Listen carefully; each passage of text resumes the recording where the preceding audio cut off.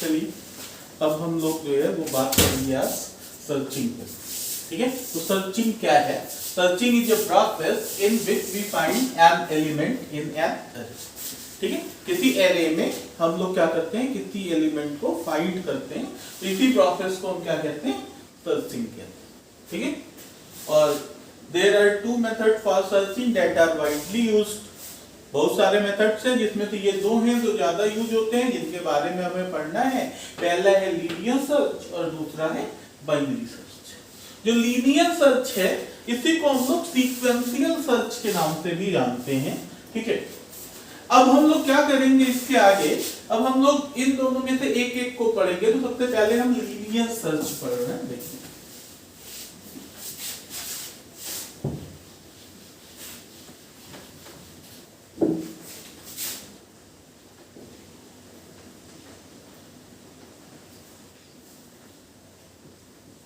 तो linear search कैसे perform होता है, क्या इसका वर्किंग है या क्या इसका एल्गोरिथम है, ठीक है, इसके बारे में बात करते हैं। तो आप ऐसे सोचिए कि अगर आपको कोई चीज सर्च करनी है तो सबसे पहले आपको क्या चाहिए, कलेक्शन ऑफ डेटा आइटम्स चाहिए। ठीक है, तो सबसे पहले हमें रिक्वायरमेंट होगी कि किसी एक डेटा आइटम्स के कलेक्शन की, और यहां पे हम लोग, ठीक है, एरे का यूज कर रहे हैं। और वो कितने एलिमेंट्स की है, 5 एलिमेंट्स की है। 5 एलिमेंट्स की एक एरे ले लिया, इसको A0 हो गया, ये A1 हो गया, ये A2 हो गया, ये A3 हो गया, ये A4 हो गया। यहाँ पे वैल्यू दी गई है, मान लीजिए यहाँ पे 3 दी गई है, यहाँ पे 7 दिया गया है, यहाँ पे 9 दिया गया है, और यहाँ पे 11 दिया गया है, यहाँ पे 8। ठीक है, ये मेरा क्या है, डेटा आइटम्स का कलेक्शन। मान लीजिए इसमें मुझे पता करना है, ठीक है, कि इस कलेक्शन में 11 कहां पे है, 11 की पोजीशन क्या है। ठीक है, ये हमें पता लगाना है। तो सबसे पहले तो हम ये पता लगाएंगे कि भाई ये 11 इस कलेक्शन में है कि नहीं है। फिर हम क्या पता लगाएंगे, अगर है तो किस पोजीशन पे है। ठीक है, तो जिस वैल्यू को आपको पता लगाना है, इसको हम क्या बोल देंगे, ये मेरा क्या है, ये की है। ठीक है, की वैल्यू कितनी हो गई, 11। अब हम क्या करेंगे, ठीक है, ये जो की एलिमेंट है, इसी को की बोला जाता है या की एलिमेंट बोला जाता है।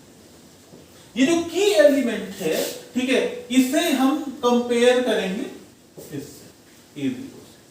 ठीक है, जो हमारा एल्गोरिथम है उसमें क्या कहा गया जो की एलिमेंट है, मतलब वो एलिमेंट जिसे आपको सर्च करना है, ठीक है, सबसे पहले उसे कंपेयर कीजिए फर्स्ट एलिमेंट से। ठीक है, अगर ये दोनों इक्वल हैं तो सर्च सक्सेसफुल हो गई, जो चीज आप खोज रहे थे वो आपको मिल गई। ठीक है, अगर नहीं है तो फिर क्या करोगे, फिर इस की को कंपेयर करोगे इससे। ठीक है, अगर ये दोनों इक्वल हैं तो सर्च सक्सेसफुल हुई, नहीं तो फिर आगे बढ़ेंगे, इस की को इससे कंपेयर करेंगे, फिर वही काम, अगर दोनों इक्वल हैं तो ठीक है, नहीं तो आगे बढ़ेंगे। ठीक है, यहां जाएंगे, इन दोनों को कंपेयर करेंगे, फिर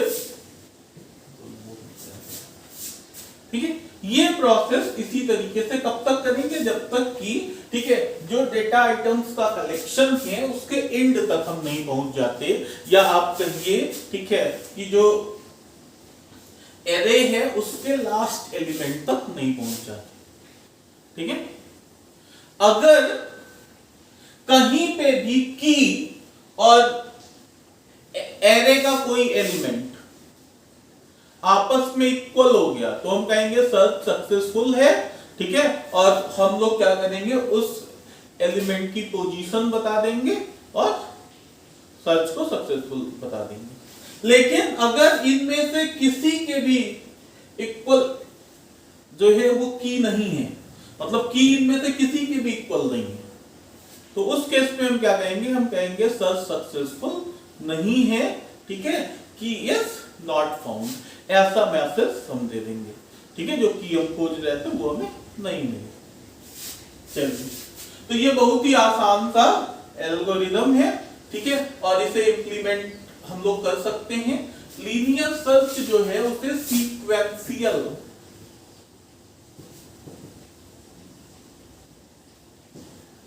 सर्च भी कहा जाता है। अब इसे सीक्वेंशियल सर्च क्यों कहते हैं? क्योंकि देखिए हम लोग क्या कर रहे हैं, हम लोग की एलिमेंट को पहले एलिमेंट से एरे के, फिर दूसरे, फिर तीसरे, फिर चौथे, फिर पांचवें, ठीक है, कंपेयर ही तो कर रहे हैं। एक सीक्वेंस में हम खोजते हुए जा रहे हैं कि नहीं जा रहे हैं? भाई ये चीज को अगर देखा जाए तो ये सिंपल सी चीज है, ठीक है, कि कहीं पे 10 चीजें रखी हुई हैं और हमें देखना है कि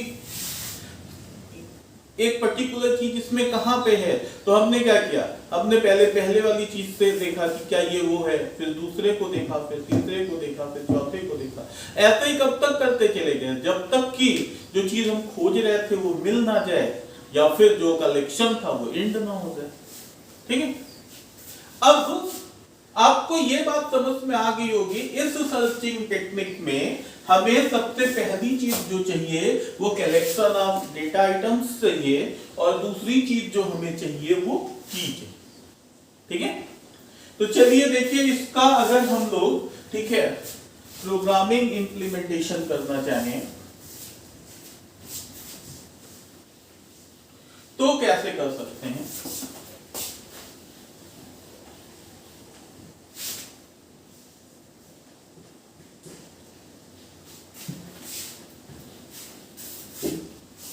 सबसे पहले तो हम लोग क्या करें, हम लोग हेडर फाइल्स इंक्लूड कर लें।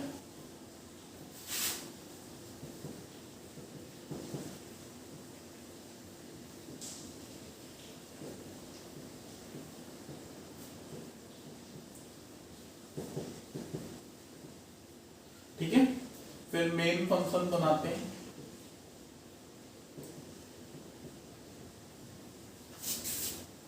अब देखिए, सबसे पहले तो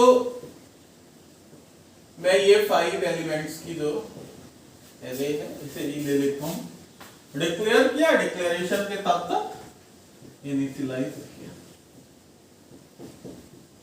मैं यहां पे, ठीक है, डिक्लेरेशन के साथ साथ इनिशियलाइजेशन कर ले रहा हूं। आप चाहते तो सिर्फ डिक्लेरेशन कर सकते थे और इस कलेक्शन को आप यूजर से ले सकते थे। ठीक है, इसके आगे मैंने एक इंटीजर की आई और फ्लैग ये डिक्लेयर कर दिया। ठीक है, और यहां पे मैंने CLR SCR क्लियर स्क्रीन का यूज कर दिया, और यहां पे मैंने कह दिया कि फ्लैग इक्वल टू कितना है, 0। ठीक है, अभी इस सब के बारे में हम लोग देखेंगे कि क्यों यूज करते हैं। अब आप देखिए, ठीक है, हमें करना क्या है, हमें हर बार, ठीक है, इस की को, ठीक है, A ऑफ I से कंपेयर करना है, चेक करना है कि की जो है A ऑफ I के इक्वल है कि नहीं है, बस। ठीक है,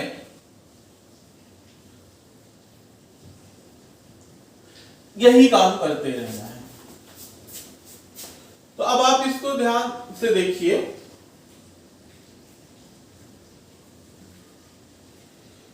कि कैसे कर सकते हैं हम लोग।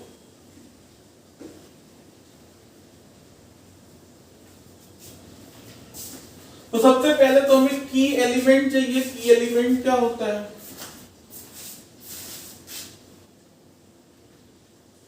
ठीक है, तो इसके लिए हम क्या करें,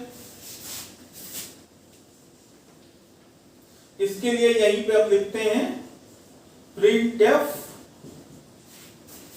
ठीक है,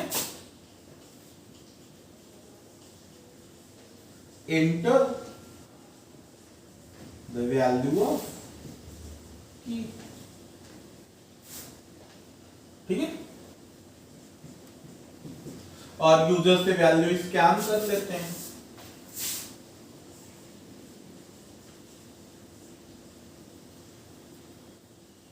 स्कैन है %d कॉमा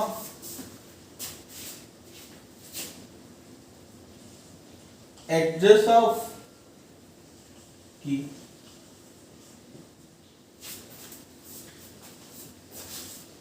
ठीक है, जो की का एड्रेस है उस पे, ठीक है, एक वैल्यू हम लोग स्टोर करा ले रहे हैं, मतलब की वैल्यू यूजर से ले रहे हैं स्कैनफ के। अब इसके बाद फिर क्या करेंगे? अब हमें देखिए ये जो कलेक्शन ऑफ डेटा आइटम्स है ये भी मिल गया और की भी मिल गया। ठीक है, जब ये बात हो गई तो हम अगला काम क्या करेंगे? ठीक है, अब हम ऐसे लिखेंगे। ठीक है, मैं यहां लिख रहा हूं, देखिए मैं लिखूंगा if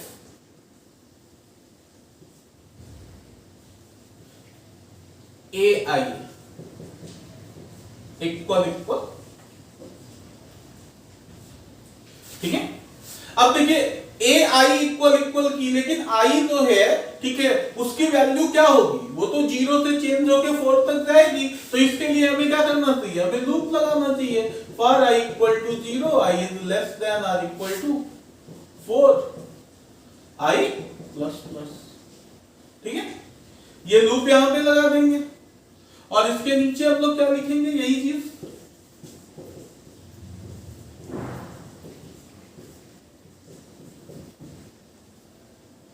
ए आई इक्वल की। अगर ऐसा है, ठीक है, तो क्या करो? फ्लैग की वैल्यू 1 कर दो और ब्रेक कर दो। ठीक है, और नहीं तो आपको कुछ नहीं करना। अब देखो दो चीजें होंगी। ठीक है, पहले देखो यहां से आई की वैल्यू 0 होगी, तो यहां से की वैल्यू से इसको कंपेयर किया जाएगा। अगर इक्वल हो गया तो फ्लैग की वैल्यू 1 हो गई। फ्लैग की वैल्यू 1 होने का मतलब, ठीक है, ये बता दिया गया कि सर्च सक्सेसफुल हो गया और तुरंत ही हम ब्रेक करके कहां आ जाएंगे? बाहर आ जाएंगे। ठीक है, हमारा सर्च सक्सेसफुल हो गया और हम ब्रेक करके कहां आ गए? बाहर आ गए। ठीक है, और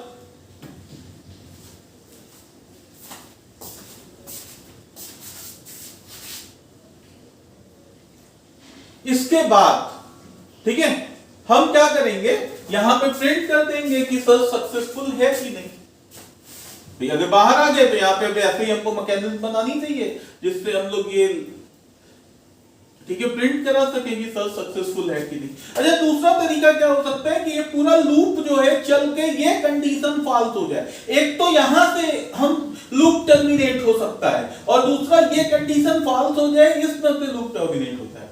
और अगर ये कंडीशन गलत होने के कारण लूप टर्मिनेट हुआ, इसका मतलब फ्लैग की जो वैल्यू है वो कितनी रहेगी? 0। ठीक है, तो अगर फ्लैग की वैल्यू 0 ही रह गई, इसका मतलब जो है, जो हम लोग की एलिमेंट खोज रहे थे वो नहीं मिला। ठीक है, तो इसी चीज को हम यहां पे प्रिंट करा सकते हैं। हम लिख सकते हैं if flag equal 0 printf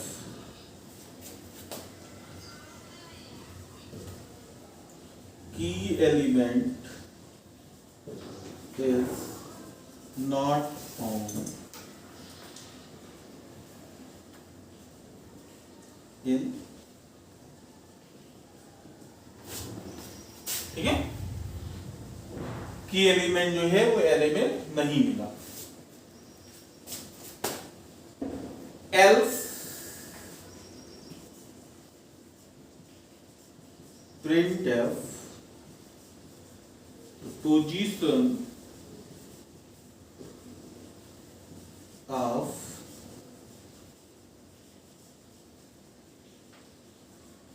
key element is %d, i plus, ठीक है।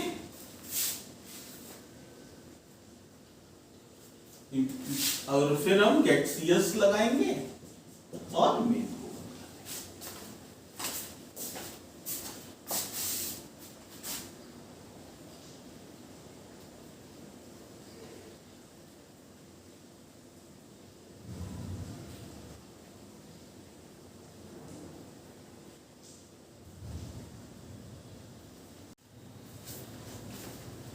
चलिए देखिए, ठीक है, इसे हम अगर इम्प्लीमेंट करने की कोशिश करें तो देखो ये स्टेटमेंट क्या करेगा, ये स्टेटमेंट ये काम करेगा, ऐसे एरे बना देगा, ठीक है, 5 एलिमेंट्स, यहाँ पे 3, यहाँ पे 7, यहाँ पे 9, यहाँ पे 11, यहाँ पे 8, ठीक है। ये क्या है, ये A0 हो जाएगा, ये A1 हो जाएगा, ये A2 हो जाएगा, ये A3 हो जाएगा, A4। उसके बाद देखिए यहां से फ्लैग की वैल्यू कितनी हो जाएगी, 0, ठीक है। यहां से की, मान लीजिए यूजर ने जो की दिया, ठीक है, वो 8 था, तो क्या होगा, देखिए आई की वैल्यू यहां से, देखिए यहां से आई की वैल्यू कितनी हो गई, 0। कंडीशन चेक होगा, कौन सा बोला, 0 इज लेस देन और इक्वल टू 4, आंसर मिलेगा S, ठीक है। और फिर कौन सी कंडीशन चेक होगी, ये वाली, क्या, A0 इक्वल 8, आंसर मिलेगा नो, ठीक है। फिर I की वैल्यू बढ़ के कितनी हो जाएगी, 1, फिर कंडीशन चेक होगा, 1 इज लेस देन और इक्वल टू 4, आंसर मिलेगा S, ठीक है। फिर ये वाली कंडीशन चेक होगी, A1 इक्वल 8, यहां से, ठीक है, फिर आंसर मिलेगा नो। फिर I की वैल्यू कितनी हो जाएगी, 2, फिर चेक होगा क्या, 2 इज लेस देन और इक्वल टू 4, आंसर मिलेगा क्या, S, ठीक है। और फिर क्या मिलेगा, A2 इक्वल 8 चेक होगा, क्या है, देखिए 9, ठीक है, A2 की वैल्यू 9 है, तो आंसर आपको मिल जाएगा नो। फिर I की वैल्यू बढ़ के कितनी हो जाएगी, 3, फिर चेक होगा क्या, 3 इज लेस देन और इक्वल टू 4, आंसर मिलेगा S। और फिर A3 इक्वल 8, ठीक है, तो ये भी क्या मिल जाएगा, नो। फिर I की वैल्यू कितनी हो जाएगी, 4, चेक होगा, 4 इज लेस देन और इक्वल टू 4, S, यहां से देखिए ये, ठीक है। और फिर हम लोग क्या करेंगे, फिर हम चेक करेंगे, A4 इक्वल 8, आंसर मिल जाएगा S। तो फ्लैग की वैल्यू कितनी हो जाएगी, 1, और अगर फ्लैग की वैल्यू 1 हो गई तो ब्रेक हो जाएगा। फिर देखिए ये कंडीशन ट्रू हो गई, तो फ्लैग की वैल्यू 1, और जैसे ही फ्लैग की वैल्यू 1 होगी ये ब्रेक हो जाएगा, और जैसे ही ये ब्रेक हुआ कंट्रोल यहां पे आएगा, फ्लैग चेक होगा, क्या फ्लैग इक्वल 0 है, आंसर मिलेगा नहीं। ये स्टेटमेंट जो है एल्स वाला वो प्रिंट हो जाएगा, द पोजीशन ऑफ की एलिमेंट इज I+1, ठीक है। तो I की वैल्यू 4 है, तो एलिमेंट की पोजीशन कितनी हो जाएगी, 5th, देखिए ये 5th पोजीशन पे है। अच्छा, अगर ये वैल्यू जो है की वो 8 ना दी गई होती, 10 दी गई होती, तो ये भी कंडीशन क्या हो जाता, फॉल्स हो जाता। और अब जो है वो I की वैल्यू बढ़ के फिर क्या होती, 5, और चेक होता 5 इज लेस देन और इक्वल टू 4, आंसर मिलता नो।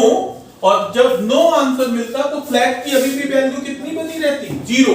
और अगर फ्लैग की वैल्यू 0 बनी हुई है तो क्या प्रिंट होता, की element is not found in array, जो एरे है उसमें की एलिमेंट नहीं मिला, ठीक है, सर्च जो है वो सक्सेसफुल नहीं है, ये चीज प्रिंट होती।